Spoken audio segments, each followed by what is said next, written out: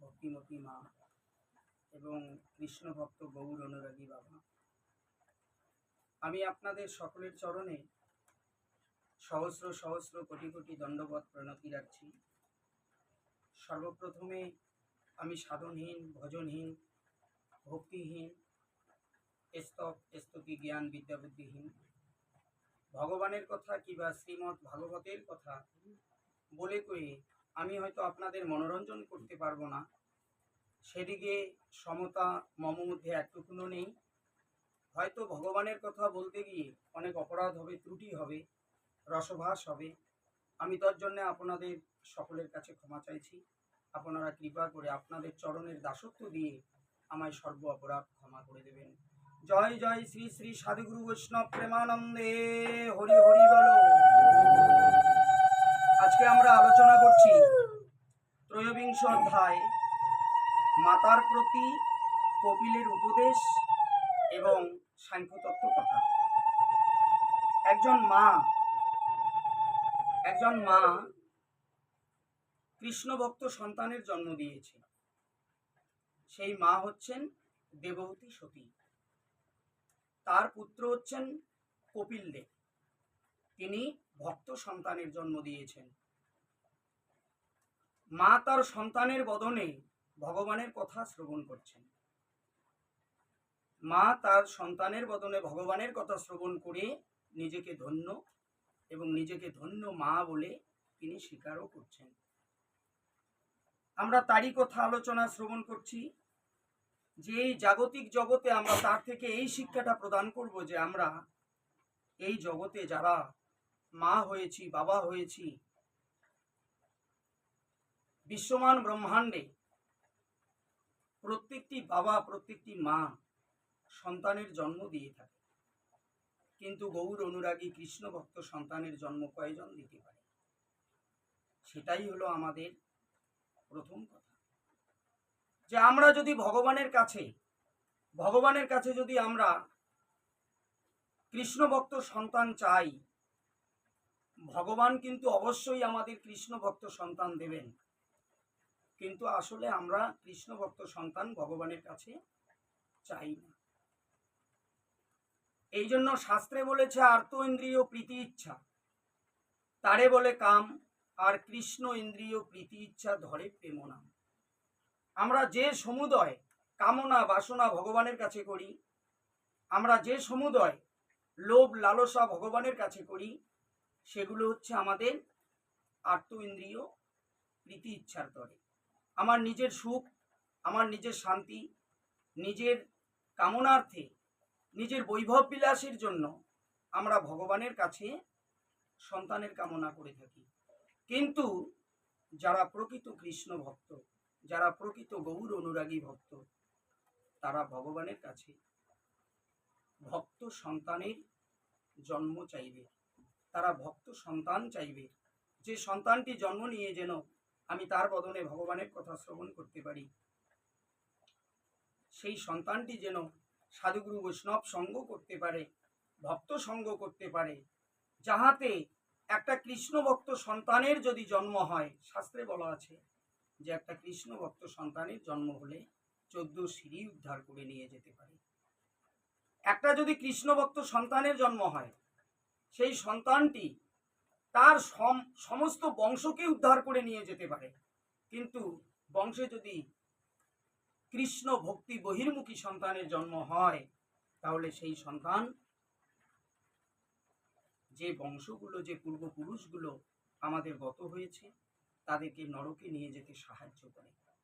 এই জন্য কৃষ্ণ ভক্ত বাবা মা অবশ্যই তারা কৃষ্ণ ভক্ত সন্তান চাইবেন ভগবানের কাছে, কৃষ্ণ ইন্দ্রিয় প্রীতি ইচ্ছার তরে। আমরা মাতার প্রতি কপিলের উপদেশ এবং সাংখ্যতত্ত্ব কথা শ্রবণ করছি। কহিলা শৌনক মুনি শুনো সুতবর, শ্রীহরির লীলা কথায় অতি মনোহর। অজন্মা যে নারায়ণ জন্মে নয় আপনি, শিখাতে অধ্যাত্ম শাস্ত্র জ্ঞান শিরোমণি। কহিলা সৌনক মুনি শুনো সুতবর। সৌনক মুনি ঋষিগণ লোমহর্ষণের পুত্র সুতমুনিকে বলছেন, শ্রীহরির লীলা কথা অতি মনোহর। ভগবানের যে লীলার কথা আমি আমার সামান্য বদনে হয়তো বলে কই আমি আপনাদের মনোরঞ্জন করতে পারবো না। অত্যন্ত মনোহর। যদি আমরা এক মন, এক প্রাণে, এক নিষ্ঠায়, এক ভক্তিতে যদি আমরা ভগবানের কথাগুলো শ্রবণ করতে পারি, সত্যি সত্যি আমার মধ্যে যে 10টি ইন্দ্রিয় আছে, 6টি রিপু আছে, আমাদের মধ্যে যে কাম, ক্রোধ, লোভ, মোহ, মদ, ঐশ্বর্য আছে, সবকিছুই এই ভগবানের কথা শ্রবণ করিতে করিতে তারা সবাই কৃষ্ণ অভিমুখে ধাবিত হবে, ভগবানের নাম গুণকীর্তন করবে। এরা সবাই ভগবানের কথা, ভগবানের রস আস্বাদনে এরা আত্মসমর্পণ করবে। এই জন্য বলছে, অজন্মা যে নারায়ণ জন্মেন আপনি। ভগবান কখনো জন্মেন না, তিনি হচ্ছেন অজন্মা, নিরাকার ব্রহ্ম, তিনি সাকারে পরিণত হন। নিরাকার ব্রহ্ম সাকারে পরিণত হন এই জন্য, ভক্তের মনোবাসনা পূরণ করার জন্য ভগবান পৃথিবীতে সাকারে পরিণত হন। যিনি পরমাত্মা রূপী ভগবান প্রত্যেকটি জীব ঘটে ঘটে বিরাজ করছেন, যে পরমাত্মা রূপী ভগবান প্রত্যেকটি জীব ঘটে ঘটে বিরাজ করছেন, যিনি স্থাবর জঙ্গম, পাহাড়, পর্বত, নদ, নদী, বৃক্ষাদি, তরুলতা, যিনি চন্দ্র, সূর্য, গ্রহ, তারা, ভগবান সবকিছুর মধ্যে আছেন। ভগবান পরমাত্মা রূপে তিনি অবস্থান করছেন, প্রত্যেকটি জীব ঘটে ঘটে তিনি বিরাজ করছেন।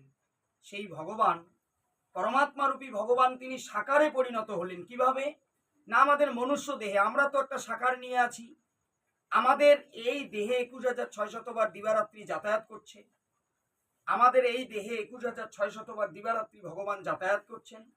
পরন্তু ভগবান তিনি কপিল দেব রূপে মা দেবহূতির জঠরে এসে জন্মগ্রহণ করলেন।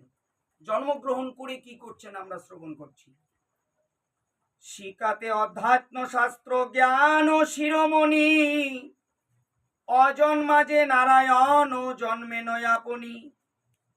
সর্বযোগী শ্রেষ্ঠ তিনি অতি কীর্তিমান, প্রত্যক্ষ আত্মার রূপে হয় যার জ্ঞান।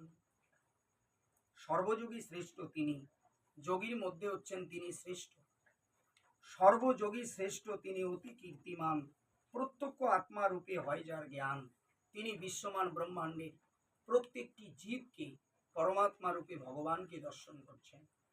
এবং তাহার চরিত্র কথা যত শুনি কানে, তথাপি কিছুতে তৃপ্তি নাহি হয় প্রাণে।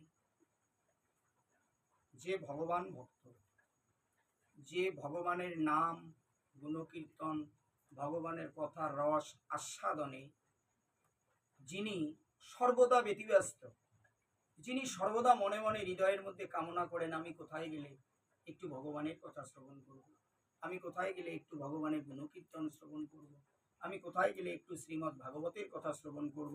পরন্তু সেই ভক্ত অবশ্যই তিনি ভগবানের কথা শ্রবণ করবার জন্যে, ভাগবতের কথা শ্রবণ করার জন্যে তিনি ভাগবত সন্নিধানে আসেন, যেখানে ভগবানের কথা, ভগবানের গুণকীর্তন আলোচনা হয়। এই জন্য বলছে, যদ্যপি কিছুতে তৃপ্তি নাহি হয় প্রাণে, অন্য কোনো কিছুতে তার মন, তার প্রাণ তৃপ্তি হবে না। আমার বাড়ি, আমার ঘর, আমার দ্বার, আমার স্ত্রী, আমার পুত্র, আমার পরিবার, আমার আত্মীয় স্বজন, বন্ধু বান্ধব সব কিছু আছে, কিন্তু এতগুলো আমার থাকার পরে একজন কৃষ্ণ ভক্ত, একজন ভগবত ভক্ত, যিনি ভগবানের সর্বদা নাম গুণকীর্তন করেন, তার শশাগড়া থাকার পরেও, তার ধন ঐশ্বর্য, মানিক মুক্তা হীরা সব কিছু থাকার পরেও তিনি কি করেন, সব কিছুকে পরিত্যাগ করে ভগবানের কথা শ্রবণ করবার জন্যে ভগবানের সেই সাধুগুরু ভক্ত সঙ্গে গিয়ে, ভাগবত সন্নিধানে গিয়ে বসে বসে ভগবানের রসকে আস্বাদন করেন, ভাগবতের কথা রসকে আস্বাদন করেন। যেমন আমরা এটা থেকে জানতে পারি যে মহারাজ পরীক্ষিতের কি না ছিল, সবকিছু ছিল। মহারাজ পরীক্ষিত তিনি পাণ্ডুকুল বংশধর রাজা ছিলেন। তার মণি মুক্তা হীরা